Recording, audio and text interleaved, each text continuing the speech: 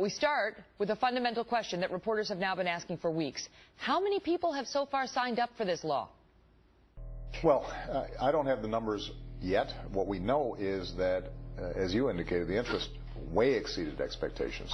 So I don't have specific data for you. What I can tell you is it is irrefutable that there is not great interest. I'm going to ask it one last time because, forgive me, sir, you haven't answered it. Do you not know how many people have signed up? It's obviously not my primary area of responsibility. So the truth is we don't have that information now. How many have signed up thus far? Fully enrolled? I can't tell you because I don't know.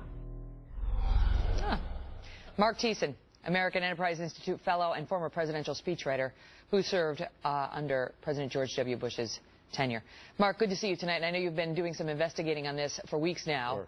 And the latest figures that the administration put out now is that 500,000 people, almost 500,000 people had attempted to enroll, had sort of begun enrolling.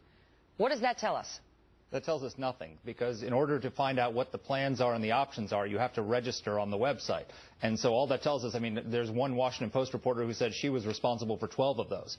I mean, those have nothing to do with the reality of who signed up for Obamacare. And look, the president said in that clip you showed that we're not sugarcoating this. Well, they have been sugarcoating this. They've been saying that the reason the website isn't working is because it's so popular, that the volume has been so that it crashed the website. Well, you know what? The Washington Post reported this weekend that the volume of traffic to the website is down 90%.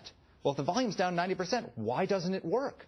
It's still not working even with the volume down. Why do we so this is a much deeper problem. Why do we care about how well the website works? Because President Obama suggested today, look, we've had some glitches, it's been rocky, and so on. We're going to get past that. We're going to get to the Shangri-La moment where everybody says, that was hellacious, but wow, I love my Obamacare coverage. Yeah, well, we're not going to get to that point if people can't get their Obamacare coverage. I mean, the problem is they can't get the coverage they've been promised, and so they're giving us. They won't. I mean, this was the big test for him tonight: does he come out and give us a number? And the fact that he didn't is very revealing, because it means the number is so low that it's almost embarrassing for them that they didn't. If there was any even modestly respectable, they would have given it to us. And so they give us all these diversionary numbers. He said 20 million people have visited healthcare.gov, but then a few moments later he said, and thousands have signed up. Thousands have signed up? I was a presidential speechwriter. I worked through the fact-checking process, and I know that if the speechwriters could have said tens of thousands or hundreds of thousands, they would have said tens of thousands or hundreds of thousands. So the fact that he said thousands is maybe even indicating that the number is even worse than what's being speculated in the media. Now, Kathleen Sebelius has said that their goal is to get 7 million people signed up for this thing by the end of March, and that's how the system is going to work. They think they need 7 million because if they get 7 million, there'll be enough young, healthy people in there to support the older and people with pre-existing conditions, and that's what they think they need to make the system work. Yeah. Okay, so 7 million by March 31st. Even though the government has not given us numbers of how many people have actually enrolled, there's this research service, Millward Brown Digital Research, which has been used by the AP and all sorts of news organizations. Their estimate is that 129,000 have enrolled in the first 20 days at the state and federal level. So that's not just federal, that's state and federal, according to them. Sure. That would be 1,600 basically per day, okay? If you take that ratio times 161 days, which is what we have until March 31st, that gives you 1 million people that would have signed up. That is 6 million short of what Sebelius says we need in order for this thing to work. So where does that get us? If we get to March 31st and that's the number, Mark, what happens? It's a disaster. I mean, but I think it's going to come to a head even sooner than that. It's going to come to a head. They've got about 8 weeks before this thing comes to a head, because the deadline to have signed up for health care by January 1 is December 15th. 8 weeks from today.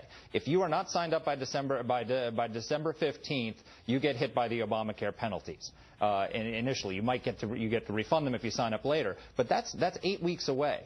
So they have 8 weeks not to fix the website. 8 weeks. They have 8 weeks to fix the website and get it moving fast enough that people can actually sign up in large numbers and they can show some progress. And if they can't do that, then what's going to happen is the president's going to have to delay the individual mandate, because you cannot punish somebody for not having health insurance if the website you created to let them sign up for health insurance isn't working. Now, even if as the president today came out and twice was referring people to the 1-800 number, I mean, he basically said call the 800 number.